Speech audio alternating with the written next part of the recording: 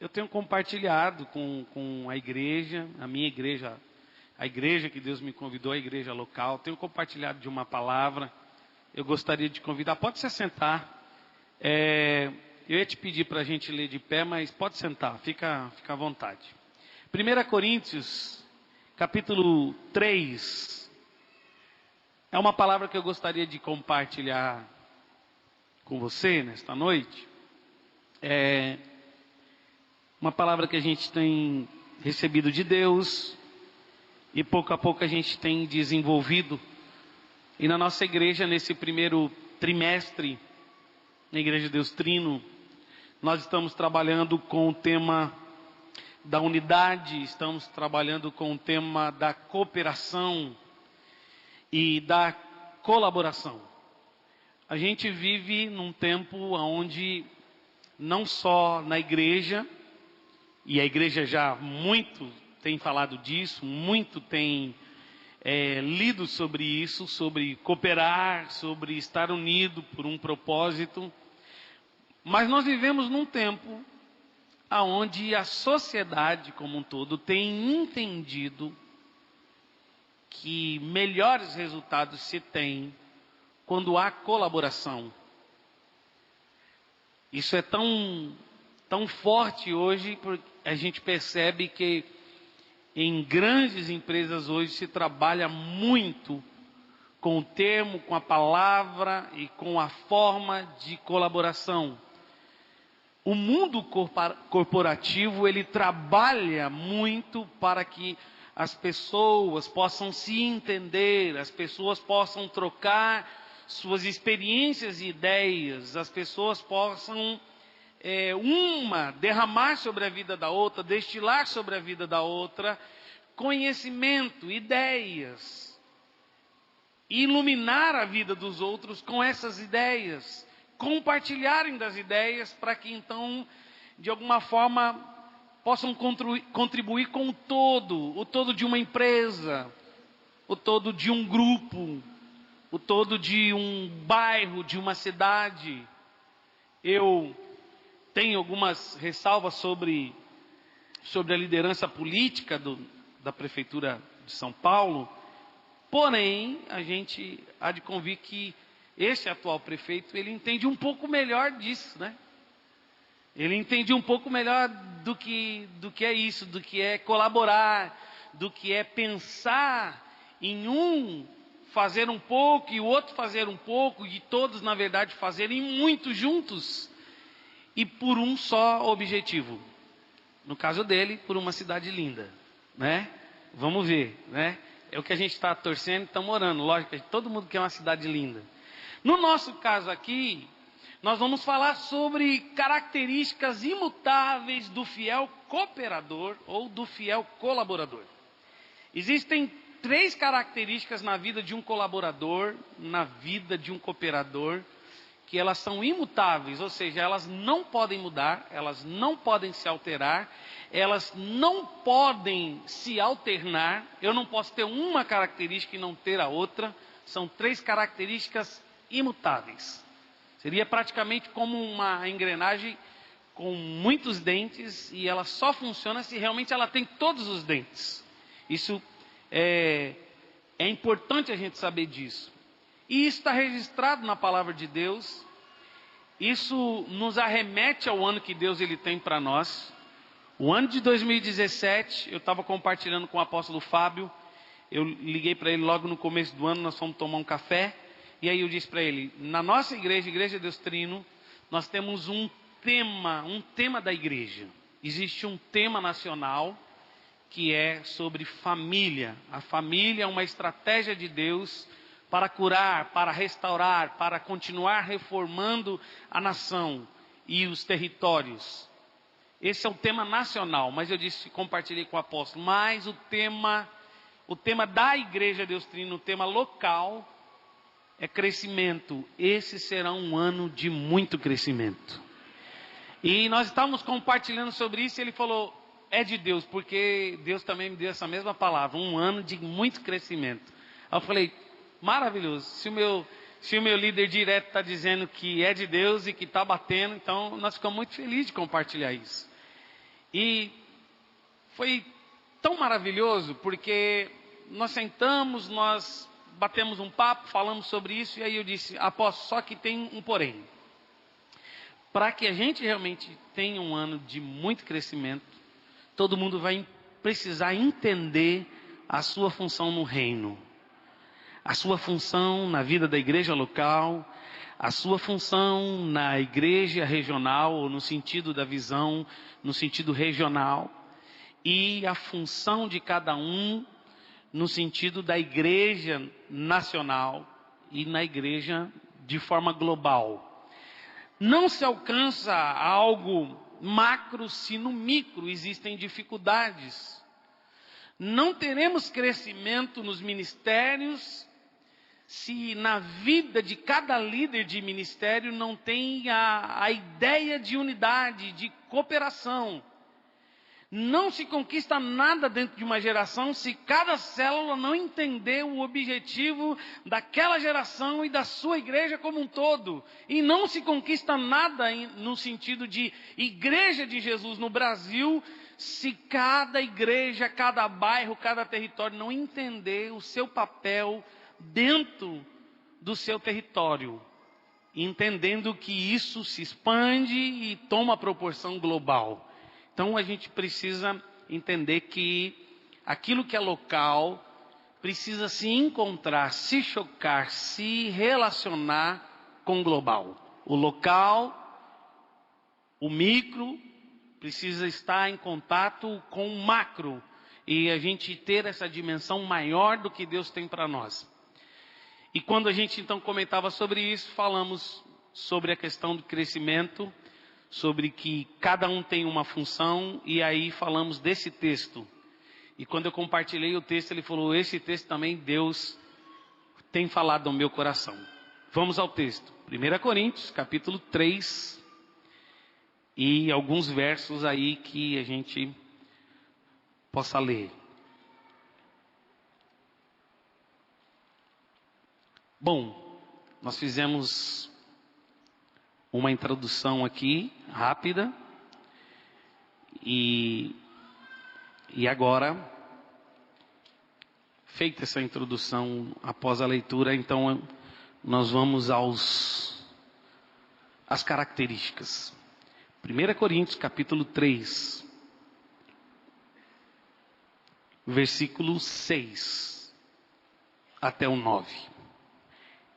Eu plantei, Apolo regou, mas Deus deu o crescimento. Pelo que nem o que planta, nem o que rega, são coisa alguma, mas Deus que gera crescimento. Ora, o que planta e o que rega são um, e cada um receberá o seu galardão segundo o seu trabalho, ou, em outra tradução, segundo a sua participação, colaboração. Pois nós somos cooperadores, colaboradores de Deus, vós sois lavoura de Deus e edifício de Deus. Obrigado por esta palavra, Deus. Fala realmente conosco. Queridos, que tremendo, que maravilhosa essa palavra.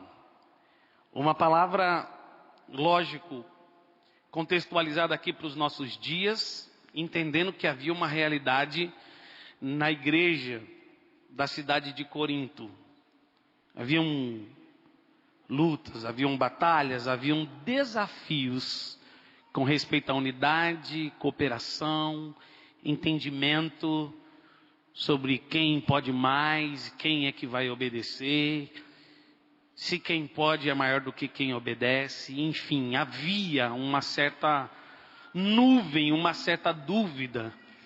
E depois, lógico, de acertar tudo isso na igreja de Corinto, o apóstolo Paulo então entra para falar de algumas coisas importantes, e uma delas é sobre a cooperação. Ele encerra esse texto, ele encerra essa primeira parte do capítulo no versículo 9, falando sobre a grande cooperação de cada um de nós, sobre o que realmente nós fazemos e o que é esta sociedade, o que é essa comunidade que está ao nosso redor, o que é as gentes, as pessoas, os moradores dos bairros, nossos amigos, nossos parentes, nossos vizinhos, nossos colegas de trabalho, nossos colaboradores nas empresas onde Deus tem nos concedido a graça de poder gerenciar, de poder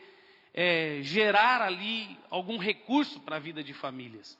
Quando a gente pensa assim, a gente começa a perceber que há um fator aqui que é crucial, que é fundamental, que é vital, que é a cooperação. O apóstolo Paulo está dizendo que uma igreja toda não vai adiante se não houver cooperação, que uma sociedade não vai adiante se não tem cooperação, e ele faz uma comparação. Nós aqui, que entendemos a chamada de Deus, a palavra de Deus, o evangelho de Jesus Cristo, nós aqui que entendemos a respeito do amor, ou pelo menos estamos tentando entender, estamos buscando entender o que é realmente amar o próximo, nós somos cooperadores, colaboradores. Então põe a mão no ombro de quem está do teu lado aí, pede licença se você não conhecer, tá certo? Primeiro diga para ele assim, você realmente é uma pessoa muito amável e bonita, pode dizer isso. Se não for, profetiza. Tá bom? Ajuda o seu irmão. Se o cara for feio, fala, você vai chegar lá. Você já conhece a história da mulher que ganhou o concurso da feiura? Então, era uma mulher que acreditava muito na vida. Era muito feia, mas muito feia. E o marido dela também acreditava muito nela. Aí um dia ele olhou no jornal da cidade, estava lá, concurso de feiura. A mulher mais feia, R$1.500. A mulher dele veio e falou assim, meu bem, eu estou olhando aqui, o que você acha desse concurso aqui? Perguntou para o marido, o que você acha desse concurso, a mulher mais feia? Olha que entusiasmo desse homem, ele olhou e falou, vai benzinho, que tu ganha estourado. Esse é um homem que está para dar ânimo na esposa, né? Pode ir, meu bem, vai que você vai ganhar estourado. A mulher mais feia da cidade. Então, faça assim, incentive as pessoas, né? Você acabou de incentivar essa pessoa que está do teu lado. Agora diga para ela, seja um cooperador. Perdão, diga o contrário, diga assim, nós já somos cooperadores. Diga, nós, discípulos de Jesus, somos cooperadores e precisamos revisar nossas características. Amém? 3 características imutáveis de um fiel colaborador. Não estamos falando de qualquer colaborador, nós estamos falando de um cara legal, bonito, igual esse que você acabou de falar aí, ó. Você é um cara bonito, gentil. Nós estamos falando dessa pessoa, não é qualquer pessoa, uma pessoa bonita, gentil, colaborador, fiel. Essa pessoa, esse homem, essa mulher, colaborador da igreja de Jesus, colaborador na sociedade onde ele está inserido, ele precisa ter 3 características. Primeira característica, está aqui em Romanos 12:16. Tá bom? Então, se você puder, leia comigo Romanos 12:16. Enquanto você vai abrindo aí, eu e o apóstolo nós estávamos compartilhando sobre o ano do crescimento. E aí naquela semana mesmo, saiu a notícia de que esse ano no Brasil, nós teremos a melhor colheita de grãos dos últimos 10 anos. O maior crescimento na colheita de grãos no Brasil esse ano. Isso é um sinal profético. Esse ano está chovendo bastante. vai chover no sentido espiritual na tua vida, no teu ministério, e você vai crescer muito. Quem recebe, diga amém. Aleluia. Então vamos lá. Primeiro, pode aplaudir Jesus. Se for para Jesus, tá valendo. Aleluia. Romanos, capítulo 12, versículo 16, diz: e se a orelha disser, porque não sou olho, não sou do corpo, não será por isso do corpo? Se todo o corpo fosse olho, onde estaria o ouvido? E se fosse todo o ouvido, onde estaria? Perdão. Vocês estão aí comigo? No mesmo canal? É que esse ventilador aqui está me ajudando bastante. Mas pode deixar ele, se acontecer de desligar ele, aí eu morro aqui, né? Aí eu vou derreter, né? Mas o versículo também é pertinente, né? Mas não tem muito a ver com a palavra humildade, tá? Romanos 12. Agora sim, versículo 16. Sedes unânimes entre vós, não ambicioneis as coisas altivas, mas acomodai-vos às humildes. Não sejais sábios em vós mesmos. Amém? Bom, o bom franciscano gospel diria, tá vendo? Esse negócio de prosperidade não é de Deus. Você tem que se contentar com pouca coisa mesmo, né? Mas não é disso que o versículo fala. Não é somente de uma simplicidade de vida. Apesar que fala também.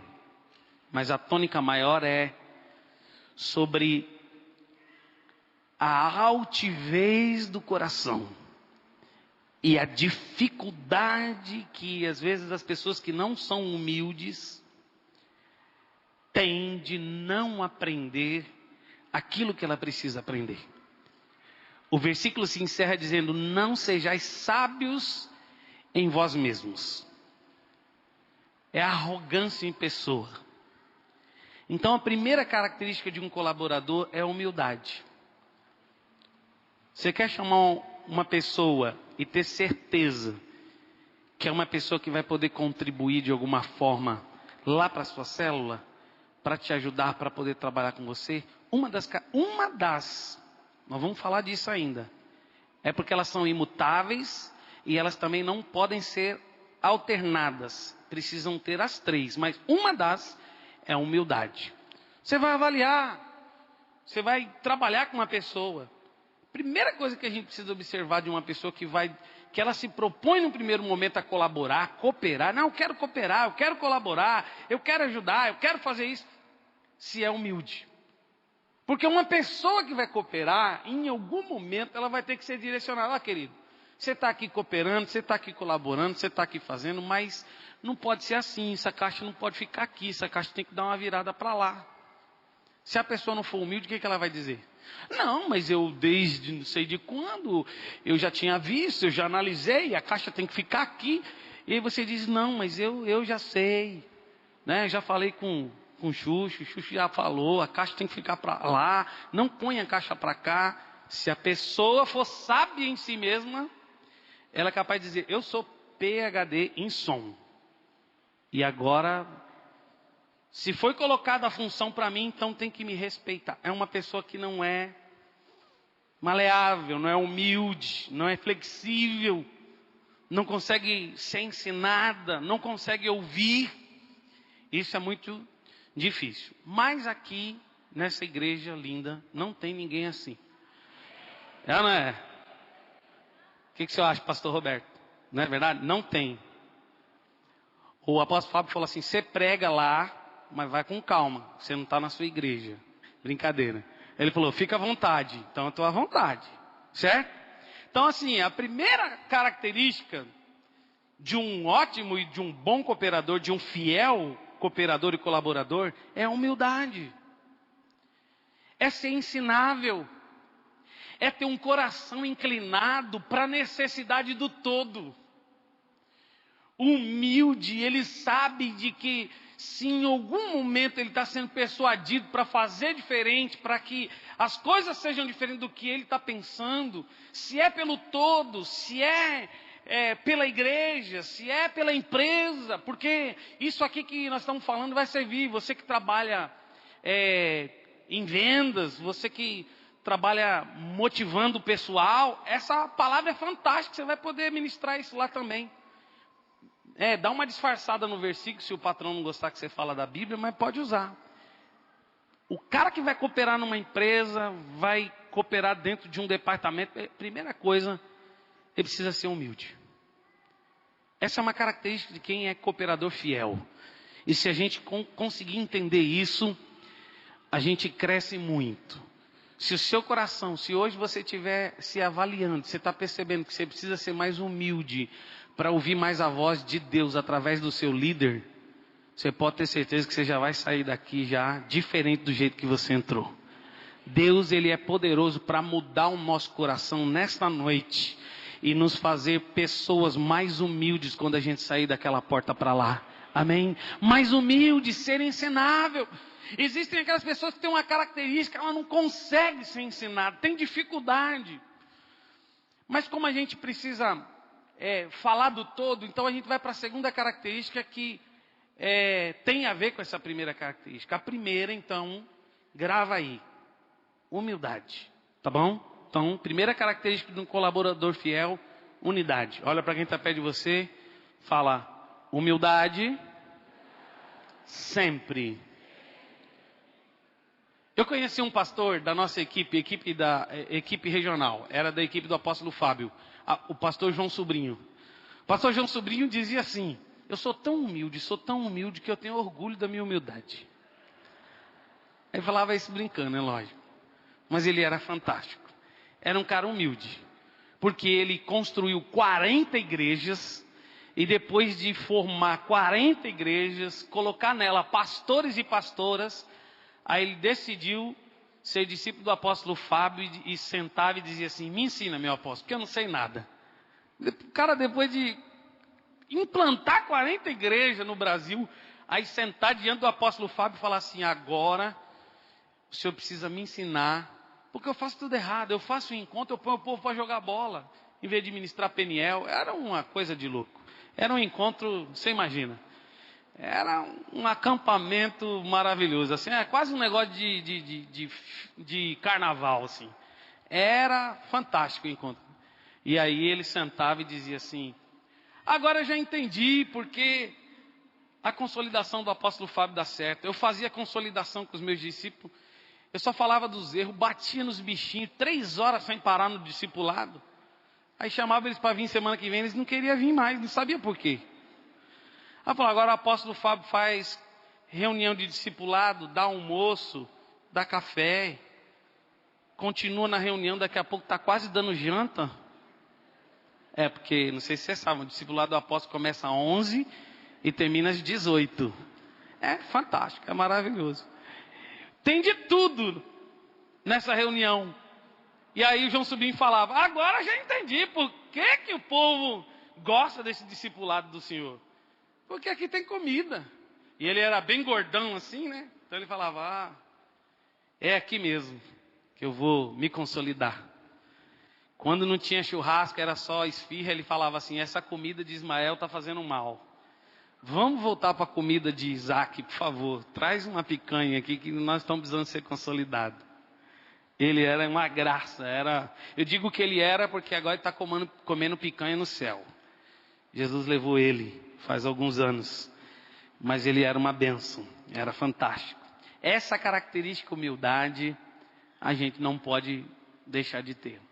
A segunda característica, não menos e nem mais importante do que a primeira é faminto. A primeira é humildade, perdão. A segunda é faminto. Lá em Provérbios 27, versículo 7. Vamos lá, com a ajuda do ventilador aqui. Provérbios 27. Provérbios 27, versículo 7. Diz assim: a alma farta pisa o favo de mel, mas a alma faminta todo amargo é doce. Esse A aí tá craseado. Pode ser que eu não li exatamente craseando, mas é a alma faminta, a pessoa faminta, mesmo que a coisa seja amarga, ela tiver com fome, para ela é doce. Tradução corintiana, tem corintiano aqui? Tradução corintiana, como já dizia meus antepassados. A tradução corintiana, o ditado popular diz que barriga cheia, goiaba tem bicho. Já ouviu falar? Quem já ouviu falar nesse ditado? A criança olha assim para a comida e fala: estou com fome agora. Você acabou de dar um stick para o garoto dentro do carro, aí ele chega em casa, olha para o feijão e fala assim: não estou com fome. Ele acabou de comer um doce, ele perde a fome. Está com a barriga cheia. Então os antigos falavam isso: barriga cheia, goiaba tem bicho. Ou seja, a goiaba acaba se tornando bichada, porque o cara está com a barriga cheia. Ele fala: não vou comer essa goiaba não, que está meia bichada. Agora pega um camarada com fome até...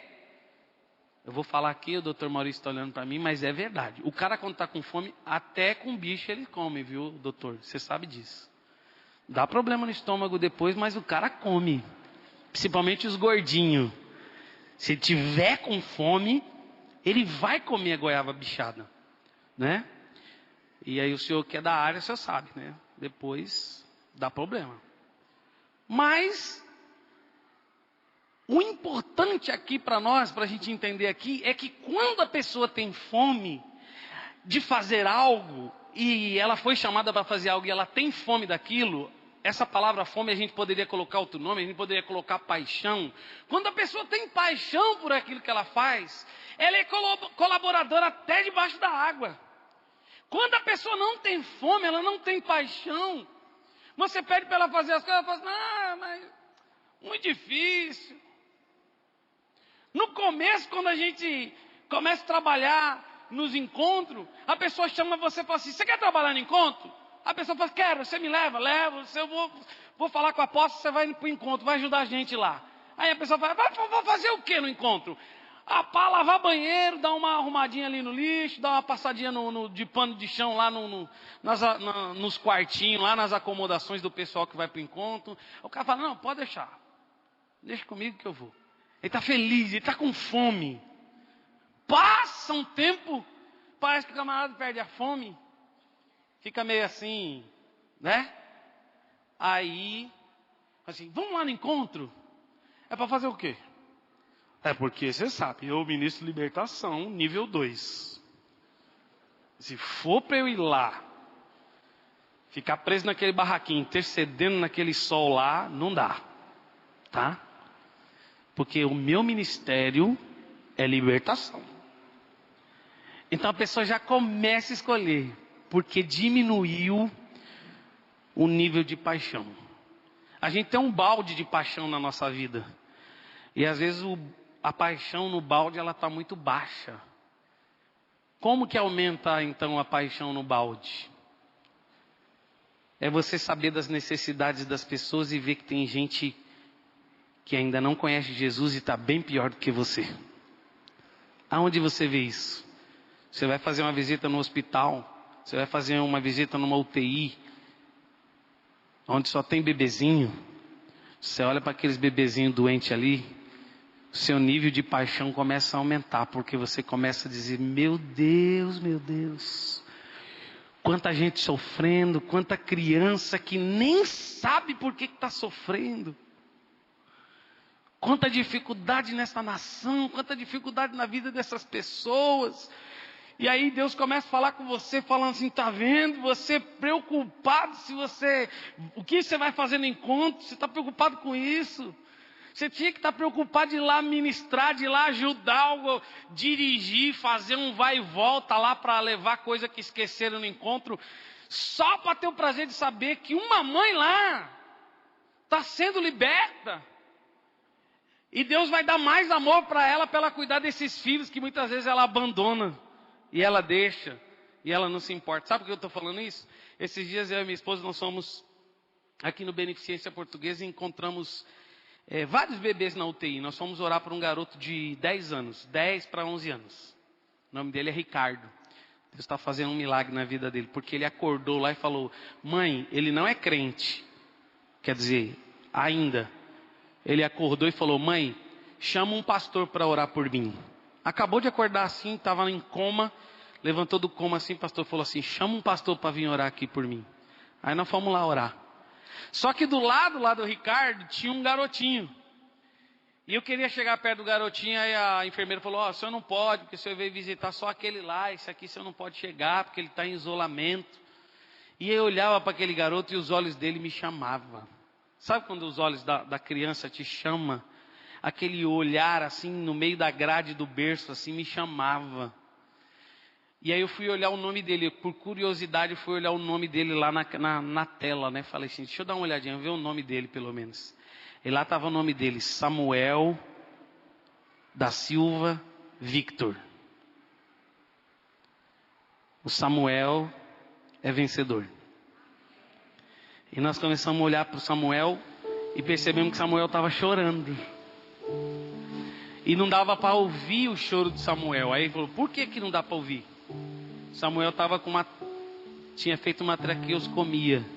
Então ele chorava, só descia a lágrima, não saía a voz.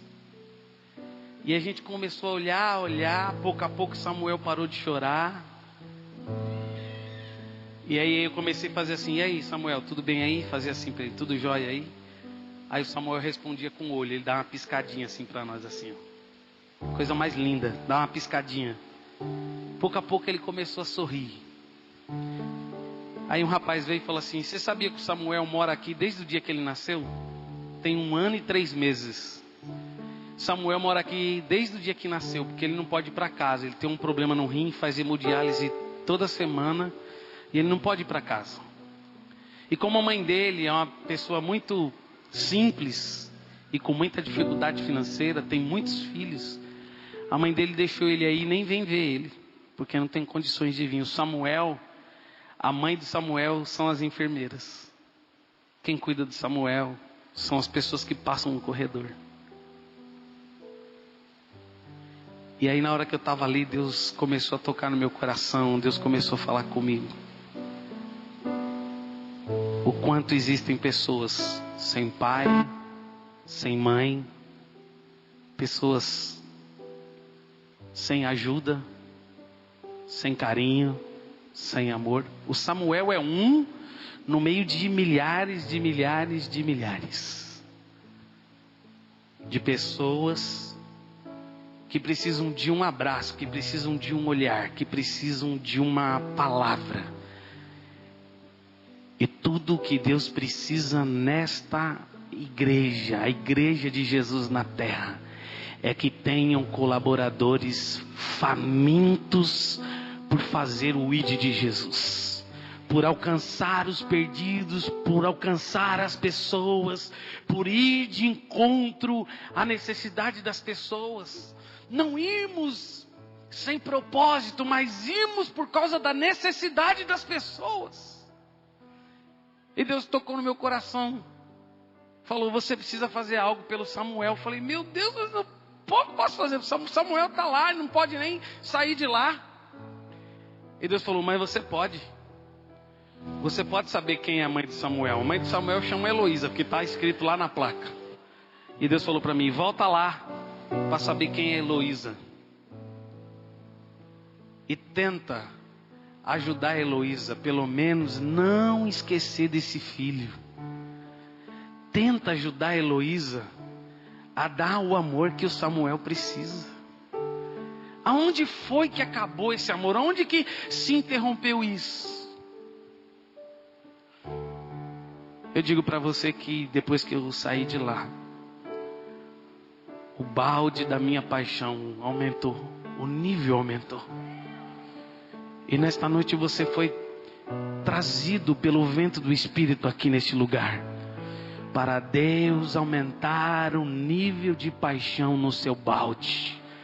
Você vai sair daqui transbordando de paixão por aquilo que Deus chamou você. Quem sabe você é do ministério infantil, quem sabe você é um líder de célula, quem sabe você é um líder que um dia liderou uma célula, mas porque de repente por algum motivo algo te fez perder o apetite, a fome por aquilo que Deus te chamou para fazer. Mas hoje Deus vai devolver paixão ao teu coração. O Espírito Santo de Deus vai entrar no teu espírito e trazer de volta fome e sede pela vontade dEle e pela palavra dEle. Se é verdade isso, e você recebe, aplauda o Senhor, diga: eu quero isso para a minha vida. Aleluia. Glória a Deus. E por último, depois de termos a característica de humildade, fome, sermos humildes, famintos, precisamos ser inteligentes emocionalmente. Porque o inteligente emocionalmente sabe se relacionar com as pessoas. O inteligente emocionalmente, ele sabe que de repente a resposta que o irmão ali do lado deu, que não foi tão boa, não foi do jeito que ele gostaria, pode ser por um momento difícil que aquela pessoa esteja vivendo. E porque de repente aquela pessoa não alcançou o nível de fé, não alcançou ainda a maturidade necessária, ou que realmente ela, naquele momento ela precisava para poder se relacionar diante daquela situação, diante de uma frustração, diante de um problema eminente. Inteligentes emocionalmente. Não podemos pensar em cada um de nós como colaboradores desta lavoura, a igreja, sociedade, e falar: mas pelo menos se a pessoa for humilde e faminta, tá bom. Não tá bom, sabe por quê? Porque um humilde e faminto que não sabe se relacionar com as pessoas, ele é humilde e faminto, tenta fazer a vontade de Deus, até aprende do líder, do apóstolo, do pastor, do líder de célula, ele aprende alguma coisa porque ele é humilde, ele tem fome, mas ele não sabe se relacionar com as pessoas. E quando chega a vez dele influenciar pessoas e se relacionar com pessoas, ele tem dificuldade. Então só humilde e faminto não vai adiantar. Ah, mas e se ele for faminto e humilde? Acho que adianta então. Não adianta. Ah, então se de repente ele for inteligente e faminto, piorou. Porque esse cara, ele vai se achar o bambambam. Ele é faminto e é extremamente inteligente. É chamado cara carismático. No nosso meio gospel evangélico, ele é o cara carismático. Ele é o boa praça. Todo mundo chega, ele: tudo bem, queridão, filhão, e tal. Ele é o carismático. Ele é o glu glu glu. Não sei se você está entendendo. E ele tenta fazer e até consegue fazer. Mas na primeira vez que ele é persuadido, dizer assim: olha, não, isso que você está fazendo não é muito bom. Isso pode criar dificuldade lá no seu ambiente de trabalho, na sua célula. Muda isso. Se ele não for humilde, ele não vai mudar. Ele vai falar: não, já estou tanto tempo, eu caminho 15 anos com o Senhor, será que eu já não aprendi?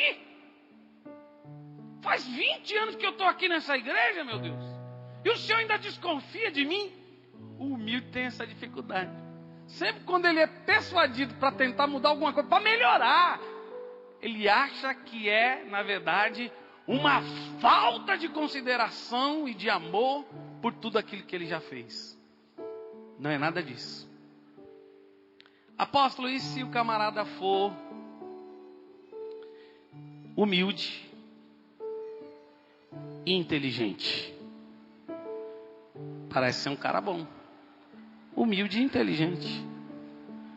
Mas é o cara que mais dá trabalho em qualquer equipe, qualquer igreja, qualquer lugar, porque não faz nada.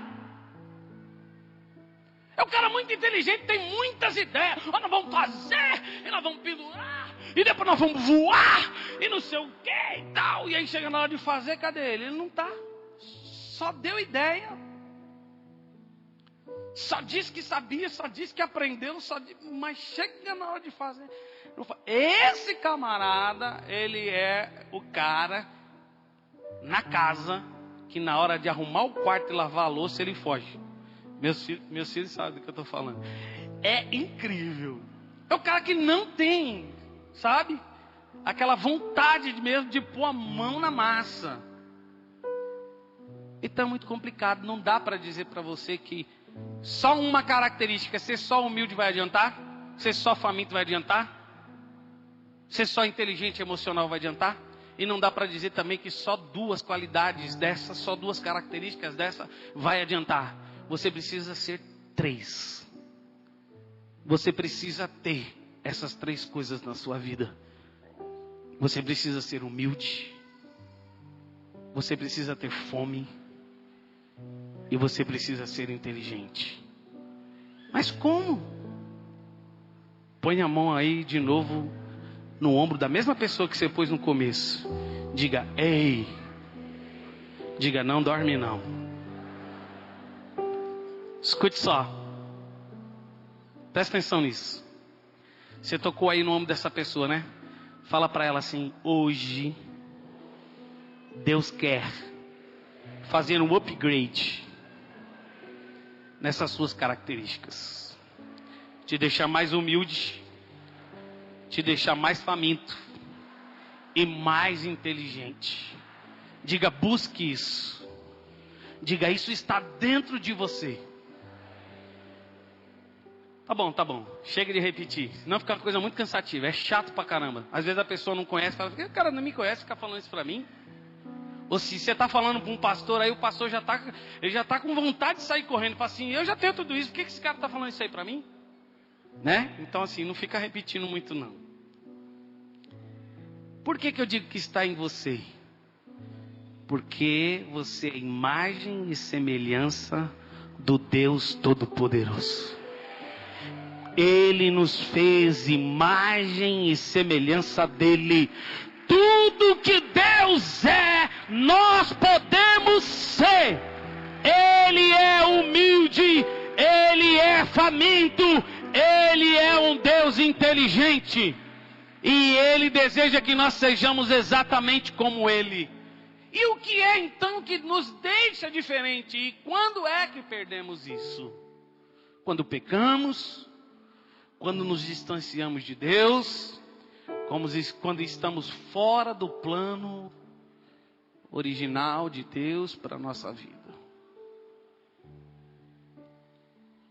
O apóstolo Tiago diz, o Senhor diz, achegai-vos para mim, e eu me achegarei para vós outros. Alimpai os vossos corações, e vós, homens e mulheres de ânimo duplo ou ânimo doble, purificai os vossos corações. Simples assim? É. Achegai-vos para Deus, e Ele se achegará para vós. Alimpai as mãos, pecadores.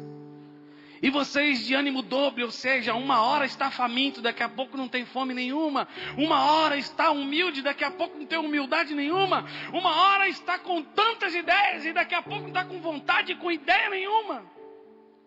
Na mesma hora que quer, não sabe se quer. Ânimo dobre. Ele diz, e vós de ânimo dobre, purificai os vossos corações.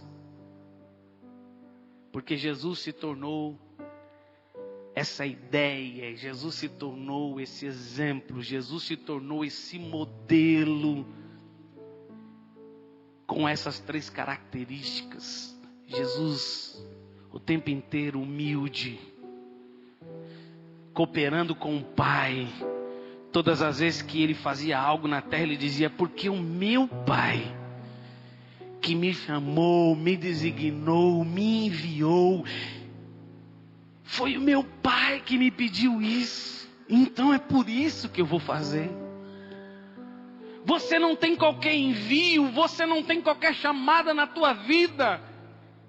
Você tem a chamada de Jesus. Ora, mas quem foi Jesus? Jesus foi aquele que abriu os braços para a sua equipe de 12 discípulos e disse: como o Pai me enviou, eu envio a vós outros. Então nós temos um envio, não é do pastor, não é do apóstolo, não damos o envio de qualquer pessoa. Nós fomos enviados por aquele que veio, morreu na cruz do Calvário, ao terceiro dia ressuscitou. Ele disse: assim como o Pai me enviou, eu enviarei vocês.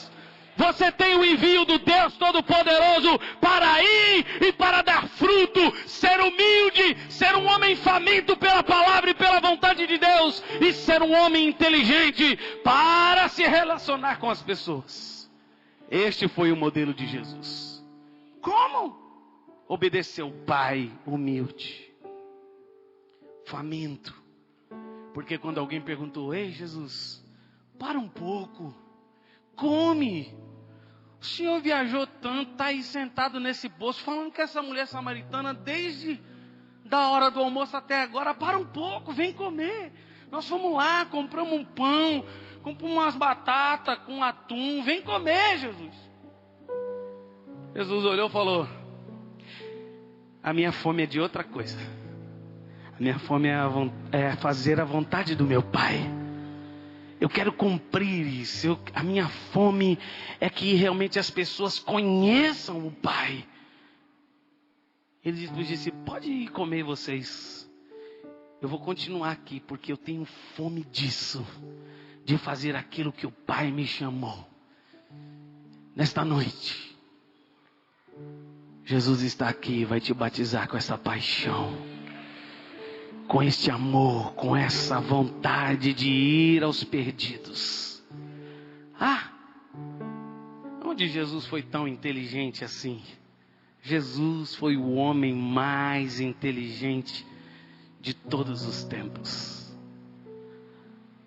A Bíblia diz que por onde ele passava, ele atraía as multidões para ele. Ele era um homem que sabia se relacionar.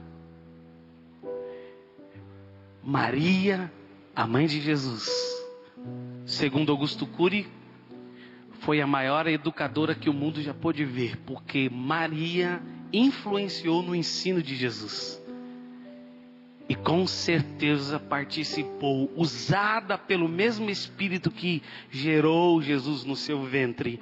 Usada por esse mesmo Espírito, preparou Jesus para ser inteligente, para se relacionar com as pessoas. Sabe como? Com 2 mãos pregadas na cruz, com os 2 pés presos também à cruz. Ele pôde olhar para a multidão e enxergar você que ainda nem tinha nascido. E foi capaz de olhar para toda essa imperfeição, a falta de humildade nossa, a falta de fome nossa, a falta de inteligência nossa.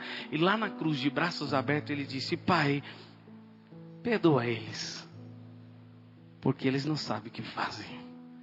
Perdoa eles, perdoa eles.